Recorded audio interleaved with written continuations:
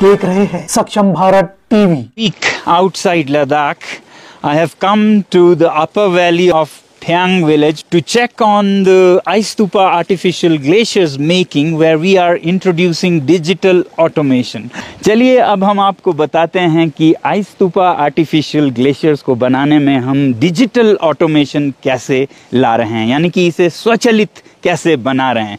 मगर इससे पहले आप में से जिनको न पता हो उन्हें ये बताना होगा कि आर्टिफिशियल ग्लेशियर्स क्या हैं और ग्लेशियर्स क्या हैं। तो लद्दाख जैसे इलाकों में खेतों के लिए, पेड़ों के लिए पानी बारिश से नहीं बल्कि पिघलते हुए बर्फ से आता है, और ये बर्फ होता है सालों, कभी कभी सैकड़ों सालों से जमा बर्फ पहाड़ों में, जिसे ग्लेशियर्स कहते हैं। और आर्टिफिशियल ग्लेशियर यानी कि इंसानों द्वारा बनाया हुआ ग्लेशियर यूँ तो लद्दाख में और स्कार्दू बाल्टिस्तान में सैकड़ों सालों से बनाते आ रहे हैं, और ऐसे हमें मिसाल मिलते हैं। मगर पिछले कोई 30 साल में एक इंसान ने इसे और वैज्ञानिक तरीके से बनाना शुरू किया। उनका नाम है पद्मश्री अबा नॉरफेल जी। इन्हें आइस मैन भी कहा जाता है। और इन्होंने क्या किया कि जो पानी ग्लेशियर से पिघल के सर्दियों में बहता है और वो सागर में चले जाता है, लोगों के काम नहीं आता है, उसे जमाना शुरू किया ताकि वो पिघले गर्मियों के आते हुए और किसानों के काम आए। तो ये हैं आर्टिफिशियल ग्लेशियर्स, और ये हॉरिजॉन्टली फैले हुए नदी के बेसिन में बनते आए हैं। अब इसके साथ भी एक समस्या ये थी कि अगर वो कम ऊंचाई वाले जगहों पे यानी कि गांव के पास हों तो वो जल्दी गर्मियों में पिघल जाते थे और किसानों की ज़रूरत से पहले ही चले जाते थे। अब अगर ऊंचाई के इलाकों में बनाएं तो गांव के लोगों के लिए मुश्किल पड़ता था उसे बनाने के लिए जाना, क्योंकि बर्फ़ में ढके हुए वादियों में चलना फिरना मुश्किल हो जाता है। तो इन मुश्किलातों को देखते हुए 7-8 साल पहले हमने नॉरफेल जी के समस्याओं को सुलझाने के लिए हॉरिजॉन्टल से वर्टिकल ग्लेशियर्स बनाना शुरू किया, और इसका नाम दिया गया आइस स्तूपर्स, क्योंकि ये स्तूपर्स से मिलते जुलते थे। अब वर्टिकल में क्या होता है कि धूप इसे पिघला नहीं पाती है, क्योंकि इसका सरफेस एरिया, क्षेत्रफल कम होता है, वॉल्यूम ज़्यादा, और किसानों को वॉल्यूम चाहिए, सूरज को एरिया चाहिए, उसे हम वो नहीं देते। तो इसलिए ये आइस स्तूपर्स गर्मियों तक भले ही कम ऊंचाई के जगहों पे बनाएं, पिघलता नहीं है। अब ये आइस स्तूपर्स बनाए कैसे जाते हैं? बिना मोटर के, बिना पंप के, बिना बिजली के, सिर्फ ग्रेविटी यानी कि गुरुत्वाकर्षण और दबाव, प्रेशर के साथ ये बनाने में भी एक समस्या आती रही। और वो ये था कि गांव के लोगों को इसे बनाने के लिए सर्दियों में रात में -20 में जाकर इसके नल को या वाल्व को खोलना पड़ता रात को, और सुबह बंद करना पड़ता, क्योंकि रात को पानी जमता है और स्तूपा बनता जाता है, और दिन में थोड़ी गर्मी बढ़ती है तो वो पिघला देता है, तो इसे बंद करना पड़ता है, और इसके लिए लोगों को तकलीफ़ें उठानी पड़ती। और दूसरा इसका समस्या ये था कि अगर कभी किसी वजह से इसके फव्वारों में, फाउंटेन्स में कोई कचरा जाए या किसी वजह से बंद हो जाए तो पूरी की पूरी लाइन जम जाती है और इसे पिघलाना बहुत मुश्किल होता था।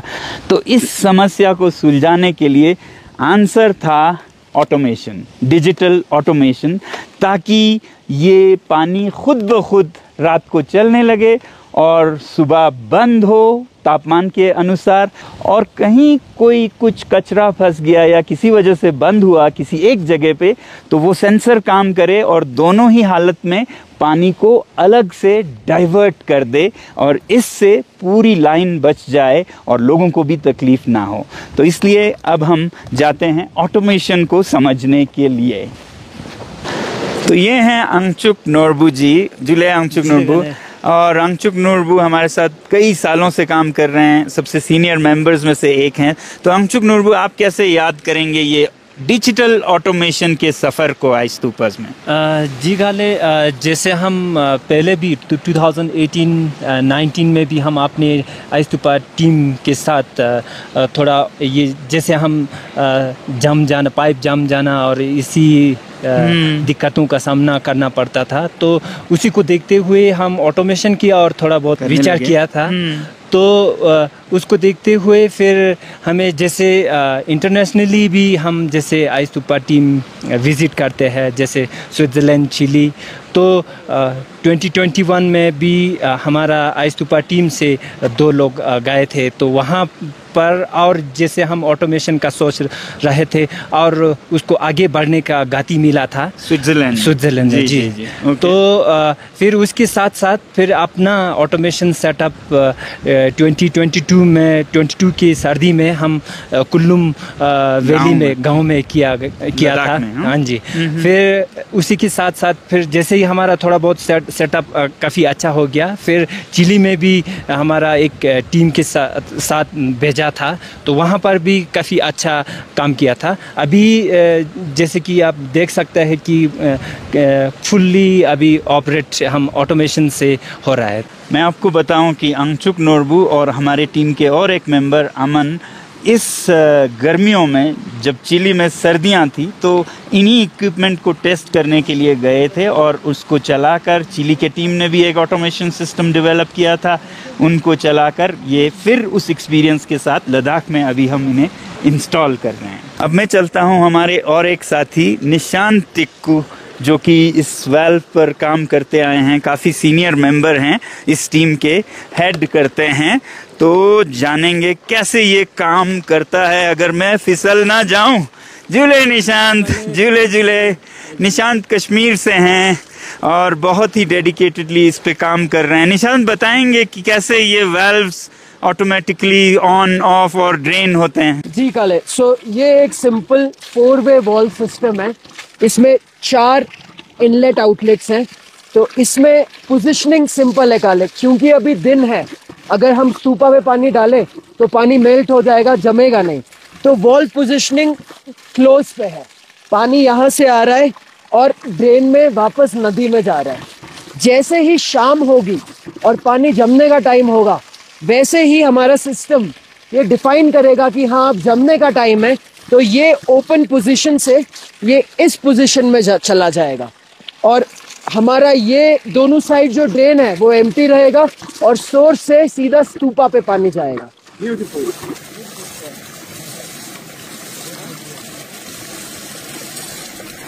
गुड। तो हमारे और एक टीम के मेंबर हैं दर्शन, जो कि ऑटोमेशन पे काम करते हैं। दर्शन जी, आप थोड़ा दिखाएंगे कि आज शाम को जब टेम्परेचर कम होता जाएगा तो ये पानी आइस्तूपा की तरफ किस तरह जाएगा? आपके पास एक मोबाइल ऐप है जिससे आप मैन्युअली कंट्रोल कर सकते हैं, हालांकि शाम को ऑटोमेटिकली होगा।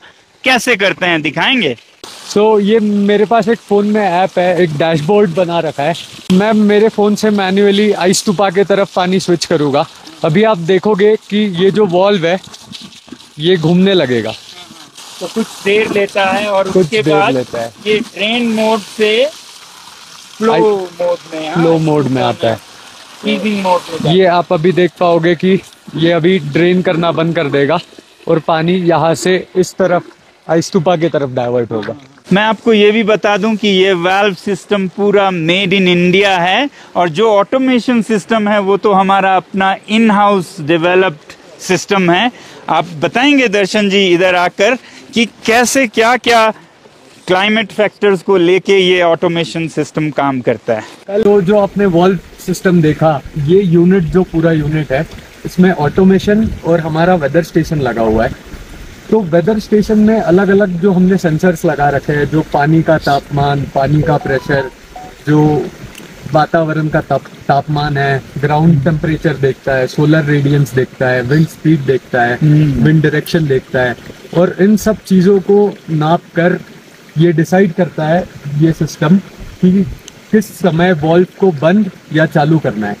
बंद करना मतलब ड्रेन और चालू मतलब इसकी बात के ऊपर पानी स्प्रिंकल करना। और इसको मॉनिटर करने के लिए भी, हाँ, क्योंकि ये बहुत हम दूर पहाड़ों में हैं, तो कैसे आप इसको कंट्रोल करते हैं, कैसे इसके साथ संपर्क बनाते हैं? खाली जैसे आप देख रहे हैं जो हमारा वेदर स्टेशन है और लॉगर है, इसके लिए हमने डैशबोर्ड बनाया हुआ है। तो यहाँ पे हमारे पास इंटरनेट अवेलेबल नहीं है, तो ये डैशबोर्ड अगर हमें रिमोटली इसका डेटा लेना है, रिमोटली हमें डैशबोर्ड मॉनिटर करना है, तो हमने यूज़ किया हुआ है डायरेक्शनल एंटीना, जिसके थ्रू हम यहाँ पे इंटरनेट पहुँचा रहे हैं। और इसके थ्रू हम ख्याल में बैठ के, कैंपस में बैठ के, ऑफिस से या दुनिया के किसी भी कोने से हम इसे मॉनिटर कर सकते हैं और इसका ऑपरेशन हम किस टाइम पे किस तरीके से हो रहा है हम वो देख सकते हैं। Thank you Venkat. वेंकट हमारे एक फेलो हैं कोर्स में, और हम विशाल से पूछते हैं जो कि और एक फेलो हैं ख्याल में। तो इसको पावर करने के लिए विशाल क्या कर रहे हैं, क्योंकि इस दूर दराज इलाके में तो कोई पावर प्लांट या पावर लाइन तो है नहीं, बताइए। जैसे आपने बताया कि बैटरीज का इफेक्ट होता है सन की वजह से, तो हमने जैसे पता ये सोलर पैसिव बॉक्स है जो सन की ऊर्जा लेके उसको गर्म करता है, साथ ही में जो अंदर का टेम्परेचर है बैटरी के लिए मेंटेन रखता है, जिससे बैटरी पे कुछ इफेक्ट नहीं होता ठंड का। साथ ही में इसको चार्ज करने के लिए हमने एक सोलर पैनल यूज किया है। जो सोलर पैनल देखेंगे आप, तो छोटा सा सोलर पैनल है जिसमें वो बैटरी चार्ज भी होती है, साथ ही में वो पावर करती है वेदर स्टेशन को।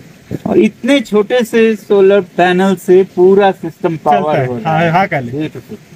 तो अब हम समझते हैं कि इस ऑटोमेशन का फर्क लोगों पर जो इस पे काम करते हैं आइस कीपर्स पे सर्दियों में, फर्क क्या पड़ता है, असर क्या होता है। और यहाँ हमारे दुर्जे जी हैं, ये हमारे आइस कीपर टीम के बहुत इम्पोर्टेंट मेंबर हैं। तो दुर्जे जी, आप फील्ड में जाते रहते हैं अलग अलग जगहों पे, आपने देखा है आइस कीपर का बनाना, उसकी मेहनत और ऑटोमेशन के असर। पहले तो ये बताइए कहाँ कहाँ बन रहे हैं? वैसे तो लद्दाख में अराउंड 18 विलेजेस में बन रहे हैं इस साल। तो कजाख्स्तान में 3 विलेजेस, कारगिल में 11-12 विलेजेस, और ले जुनखोर में 2-3 विलेजेस, और नुब्रा में भी बन रहे। लद्दाख के सारे रीजन में इस साल बन रहे हैं। तो दुर्जिले, आखिर में ये बताइएगा कि इस ऑटोमेशन सिस्टम का कॉस्ट कितना आता है, क्योंकि आखिर वही सबसे जरूरी बन जाता है। तो वैसे तो ऑटोमेशन यूनिट्स जो ये हमने आर्टिफिशियल ग्लेशियर बनाने के लिए हम यूज़ करते हैं, इसका कॉस्ट जब हम लोग पहली बार हमने स्विस वाले ऑर्गेनाइजेशन के साथ मिलकर बनाया था इन 2021, तो इसका अराउंड 22 लाख जा रहा था। स्विट्जरलैंड के साथ जब हमने बनाया था। और उसके बाद हम लोगों ने R&D बहुत किया, ऑर्गेनाइजेशन बहुत किए। फिर हमने एक्चुएटर्स हमने अलग से सोच के, वॉल्व अलग से सोच के, इन हाउस हमने खुद असेंबल किया साथ में मिलके। फिर सेंसर्स सारे कैलिब्रेट किए, कौन सा अच्छे सस्ते सेंसर्स भी अच्छे का काम कर रहे हैं और कैलिब्रेशन के साथ। फिर हमने अभी इस साल एक ऑटोमेशन यूनिट का कॉस्ट है 1 लाख यूनिट, 1 लाख रुपीज़ का। तो और हमारी यही कोशिश है और हम यही होप करते हैं कि अगले 1-2 साल में इसका पर यूनिट कॉस्ट 60,000 तक लेके आ जाए। तो 22 लाख से 60,000 तक हम लाए हैं इसका कॉस्ट। अब लोग हमसे पूछते रहते हैं कि आइस कीपर टेक्निक या फिर ऑटोमेशन, इसका क्या पेटेंट है, कॉपीराइट है? तो हम आप सबको बताना चाहते हैं, हम पेटेंट्स और कॉपीराइट्स में नहीं विश्वास करते हैं। हम copy left, right and centre सभी को मदद करना चाहते हैं कि आप कॉपी करें, आप इसकी और बढ़ावा करें, पानी के प्रॉब्लम को सॉल्व करें। तो लोग इसे अपनाते हैं और कुछ लोग क्रेडिट देते हैं, कुछ नहीं देते हैं, मगर हम चाहते हैं कि ये फैले और ये टेक्नोलॉजी जो कि भारत में शुरू हुई आइस कीपर बनाने की या फिर ऑटोमेशन की, ये और जगहों पे भी फैलता जाए। अभी आपको मैं ये बताऊं कि लद्दाख के अलग अलग गांवों के बाद अब ये स्कार्दू बल्तिस्तान में भी लोग खुद से बनाने लगे हैं, यहाँ नेपाल में बनाने लगे हैं, और इसी तरह चिली, साउथ अमेरिका में और स्विट्जरलैंड के साथ तो हम काम करते आए हैं, और मंगोलिया से अफगानिस्तान तक इसका इंटरेस्ट बढ़ता जा रहा है। तो एक तरह से भारत की एक टेक्नोलॉजी दुनिया की तरफ फैल रही है, और हम चाहेंगे कि ऐसे ही भारत महान बने और समस्याएं हम अपने टेक्नोलॉजी से सॉल्व करें। हम आपको अपडेट्स देते रहेंगे, आप जुड़े रहिएगा और आपकी दुआएं हमें मिलते रहें। इसी के साथ हम आपसे अलविदा कहते हैं। जुले सक्षम भारत टीवी को अगर आपने सब्सक्राइब नहीं किया है तो अभी तुरंत आप सब्सक्राइब कर बेल आइकन को ऑन करें ताकि हम बने रहे हमेशा आपके साथ। धन्यवाद।